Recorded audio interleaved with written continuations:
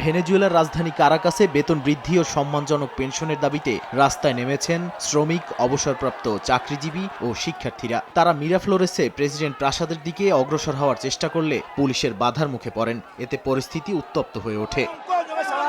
Police বিক্ষোভকারীদের আটকে দিলে কয়েক দফা ধাক্কাধাক্কি ও সংঘর্ষের ঘটনা ঘটে। বিক্ষোভকারীরা স্বাধীনতা, গণতন্ত্র ও নির্বাচনের দাবিতে স্লোগান দিতে থাকেন এবং কিছু স্থানে ব্যারিকেড ভাঙার চেষ্টাও চালান।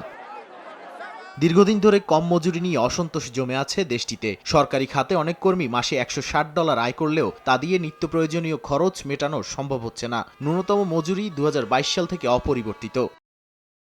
এরই মধ্যে ভারপ্রাপ্ত প্রেসিডেন্ট দেলসি রদ্রিগেজ মে মাসে মজুরি বাড়ানোর আশ্বাস দিলেও পরিমাণ উল্লেখ করেননি। বিক্ষোভকারীরা বলছেন, সামান্য বৃদ্ধি নয়, প্রকৃত ক্রয় ক্ষমতা নিশ্চিত করে এমন বেতনই তাদের প্রধান দাবি।